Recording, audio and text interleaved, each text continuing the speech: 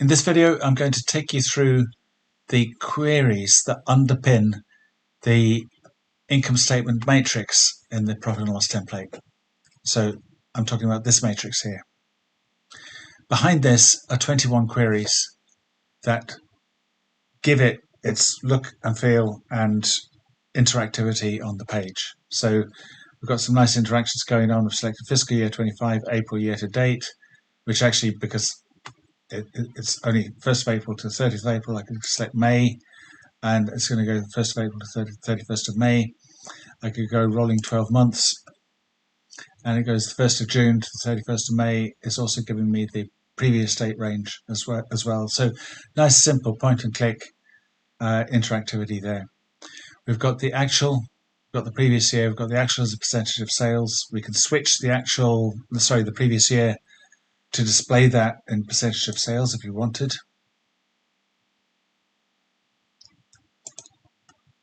Or we could change the previous year to a budget. And so on.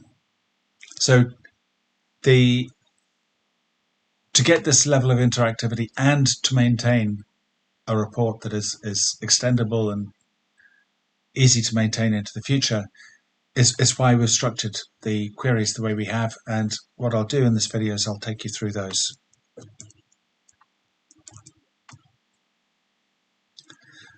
As I say, behind the matrix, there are 21 queries in the dataset, and then there are more actually behind that generating the dataset in the first place. But if we just concentrate the ones that are visible in the dataset, it's a mixture of tables and measures. And the tables are basically data tables, chart layouts or slices, and then we've got our measures. And I've color-coded them here just for ease of kind of navigation. And we'll start at the bottom, where actually right at the bottom we've got our transactions table. And we'll take a quick look at that in our profit and loss template.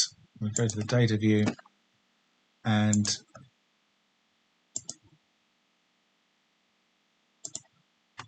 our transactions table, and it has the kind of columns that you would expect. It's got an amount, a date, an account. It's got a source, which is important here because we've got budget and forecast transactions in here as well as kind of pseudo transactions. But it's not beyond the wit of man to imagine that you could take a blank page and a table and take the transactions table, put in the amount and maybe the account, and let's filter the source actual, and then if we filter the date on a particular date range, for argument's sake, let's just say the 14th of September 2022, and we see, yeah, we've got a profit and loss of 3,123.23 for the 14th of September 22. Now that's not very user-friendly, but it gives the answer. So not useful in the end report, but actually useful during the testing process so that we can validate our results. We can imagine that we can make this a little bit easier with the addition of a date table, where in the date table we've got our kind of fiscal periods already defined. And let's take a look at our date table. And here we've got our dates of 1,461 rows. We've got a month year, we've got month, we've got fiscal year, and so on. All the kind of things that you would expect to see in a date table. Something I'll come on to later is that as well as the date column, I've got a relative day column, which is a substitute for date, but in numerical terms, where 0 is today, -1 is yesterday, +1 is tomorrow. And I like that because in certain circumstances, particularly when we're wanting to set default behaviors in the report, the relative day column is really handy. It's really handy in some calculations. So actually what I do is I always use it as a default instead of the date when I'm doing calculations and date offsets. well, I either use a relative day or relative week or relative month or relative year. So there's our date table, and we have a relationship from our date table to our transactions table. So we can see straight away that actually if we add a slicer to the page, and let's put in our fiscal year into the slicer, and we filter that, and now we've got a profit and loss for 2023, 2024. We can just go to 2023, and yeah, we can see that we can create profit and loss calculations without actually writing any code, writing any DAX or anything like that, just with the right table structures and the filters. And I can improve on that still, because I can bring in our accounts table, and we've got a relationship here with our accounts table based on the account, and we can take a quick look at the accounts table. And in this case, we're blessed because we have the hierarchy within the accounts table. So we've got the account and the account name. We also got the category and the group it belongs to. So what we can do is take our group here, take the account out. There we see our kind of summary P&L there from sales, purchase, direct expenses, overheads, and we could put that into a matrix instead, and we could bring the category in underneath the group, and we could expand it all out. And again, we can see without any coding at all, we've got a basic income statement, and it's returning the correct numbers for the period selected, but it's still a bit clunky and it doesn't look very nice. So the purpose of the rest of the queries is to make it less clunky and to make it look nice. So we've just basically had a look at our base tables there. We've got two tables that control the layout of the matrix. So one table controlling the rows and one table controlling the columns. And as you can see straight away, if we look at the matrix here, we've got one row which is gross profit, which is repeating, because the contribution of gross profit actually comes from all of these. So we're repeating relationships to individual accounts. And that gives us a problem in our model, because if we want rows like gross profit, we can't put them into our accounts table, because that would produce a many-to-many relationship with our transactions table, which is a no-go in Power BI. We really don't want to do that. So our chart PL table is defining those rows that we see in the matrix, and then what we have between them is a mapping table that maps each row of coming from our chart PL table. So each row of our matrix, it's mapping that to the individual accounts within our account table, and that maintains then one-to-many relationships all the way through the report. And it gets rid of that gross profit problem, and it also gets rid of some other problems. So this is what we call the COA bridge table here. Then we have a table that defines the columns here, and basically it's whatever columns we may want and need and attributes of those columns. So for example, is this displaying a percentage? Is it displaying an absolute number? Or is it variable depending on the configuration of different slices? But so we've got a table controlling those columns.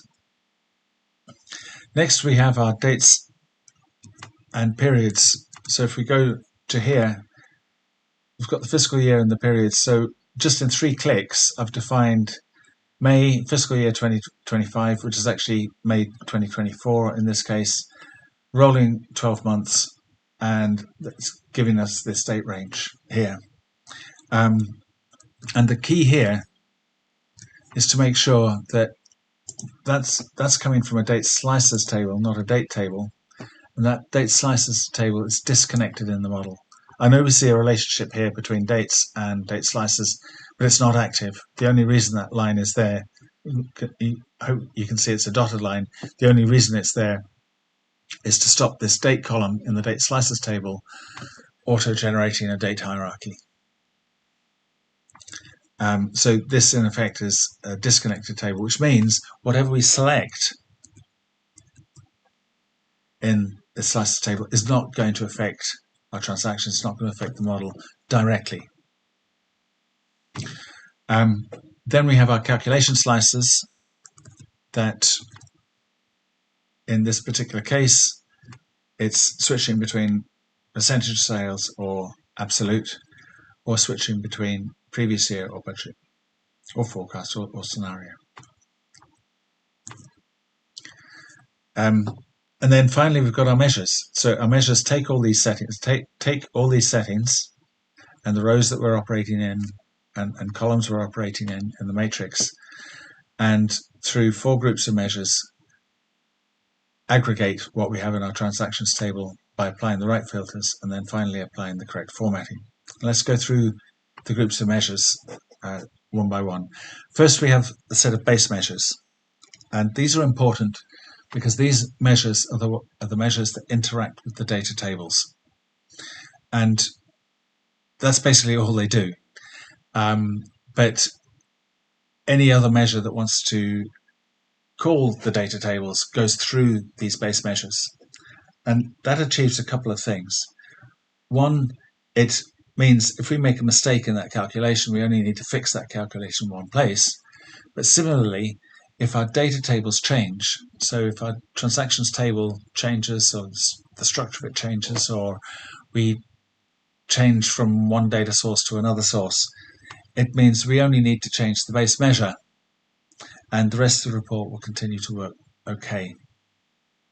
So those base measures are important. Let's take a quick look at an example. And any base measure I always call base something. Okay, so here we've got base PL. This is the base profit and loss measure. Very simple. Calculate the sum of the transactions amount. We're filtering it on the source's actual, and then we're applying this table as a filter, this bridge chart PL accounts, to get this relationship mapped all the way through from the rows in the chart PL table into our transactions. And that's our base PL measure. And in the matrix we're showing at the moment, the only other base measure that we're using is this base PL all sales, which is effectively the same thing, but we're just looking at the sales accounts. So this is the base measure aggregating all the sales accounts. So we use that as the denominator in a percentage of sales calculation. Then we have our dates measures. So as we observed, our date slices table, unless we do something, has no interaction with the report. This is an inactive relationship, and it's going the opposite way. So the purpose of the dates measures is to interpret the combination of what's selected in the date slices and what's selected in the switch period table, which defines whether we're looking at year to date, month, quarter to date, or 12 months or whatever. So it takes the combination of what's selected in both of these and says, okay, well, this is the date range. And you can, since a measure returns one value, one value can't return a range. So what we do is we return one value for the max, one value for the min, one value for the max previous year, and one value for the min previous year. So that's the idea of the dates measures. Technically, I don't do it on max date and min date. I do it on max relative day and min relative day, but it's the same thing. There we have our dates measures returning in the slide I've said maximum date just for comprehension, but it's actually relative day, minimum relative day, and the same for the previous year. And that way, if we wanted to introduce new aggregation periods, so for example, in sales, it would be quite often you might look at rolling 28-day periods, and again, within the context of the dates and the period slices, we could modify our dates measures to be able to handle that and take care of that. But that won't affect the rest of the report. The rest of the report then will just calculate this correctly, because our next level, we have our calculation measures, which basically apply whatever date filters are given to it. So what is the maximum date? What is the minimum? It takes the base PL and then applies the date filters to it. And it also takes, if there are any other modifications to the calculation, are we showing absolute or are we showing percentage of sales, and takes them and applies them as well. So the calculation measures return the mathematically correct, numerically correct numerical answer for the profit and loss, whether it's actual previous year, and the variance is just simply the actual minus the previous year in this case. So if we can take a look at our PL actual measure, and the core of the measure is down here. It's the last little bit. I was saying calculate. There's our base measure. Let's pass on this percentage multiplier to start off with. We remove all date filters, and then we apply the modified date filter based on the range defined by our dates measures between the max relative day and the min relative day. These are captured as variables because you can't use a measure as a filter condition in a calculate function. Then we have the percentage multiplier, which is basically 1 if our calculation is absolute, or it's 1 divided by all sales if it's a percentage of sales calculation, and this is our calculation to do that. And effectively, our all sales, it's the same structure that we had here, except we're taking our base all sales, and then we're filtering on all dates between the relative days. Then the PY is the same. The only difference is we're applying the relative dates for the PY period. And so, as you can see, very consistent, very, very simple, very maintainable. So those are the calculation measures. Now, our problem is that most of the time that's still not quite what we want, because what we want to display are percentages as opposed to decimal fractions. We want to display, in this case, we've chosen to display blanks as dashes, negative numbers in brackets, and expenses by default as positive. And we don't want to do that stuff in the calculation measures for 2 reasons. One reason is to get this done, we almost necessarily have to format it as text. And once you format it as text, you can no longer use it in a calculation by another measure. So it's very important to separate your text-based output from your numeric-based output. So that's one of the things we're doing here. And the other important reason is that if we switch the polarity, for want of a better term, of the expenses in these calculations, it then makes variance a bit of a nightmare to calculate and maintain. Whereas if we always keep what I always call the mathematically correct numerical value of sales is positive, expenses negative, then our profit is simply adding up all the numbers, and our variance is simply actual minus previous or actual minus budget, and we don't need to worry about are we looking at expenses or are we looking at income. So it's very important to separate those 2 things, and that way we always get the variance calculating correctly and easily. So and then if we want to do the final presentation, we do them in these presentation measures, and then we also put in these blank rows and things like that. Or if we have a row where the row is showing a percentage, like gross profit percentage, then again it's at this last level that we actually have to do that, because otherwise we've got a mixture of decimal fractions and numerical values, which is not what we want. So just to take a very quick look at the presentation measures, we have it's the format PL matrix columns measure, and I'm not going to go through all the details, but effectively what we're doing is we're capturing our actual, our variance, and our previous, and we're multiplying them by this display multiplier, which we're picking up from our chart table that tells us whether we want to flip the sign, basically. And then for the relevant column, we're applying the relevant variable and just applying the right formatting. So that's essentially it. And then the final thing that we have going on, sorry, wrong screen. The final thing that we have going on is this conditional formatting here. And you can argue whether it's a presentation measure or not. I've called it a presentation measure because that's the use we're putting to it. But basically it's the variance, but ignoring, if we go back to, sorry, if we go back to the report, it's the variance but ignoring these columns. So we get the single color band all the way across. So in summary, what we've looked at is how to produce this kind of income statement matrix.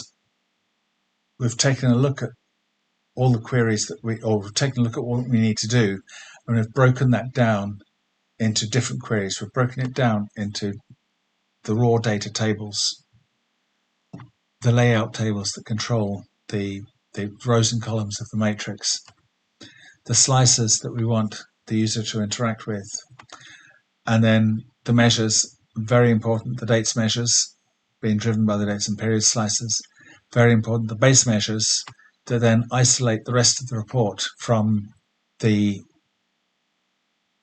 data tables, the calculation measures that will give us the numerically correct answers but maybe not in the format that we want to present, and then finally the presentation measures that will deliver the result in the format that we want on the screen.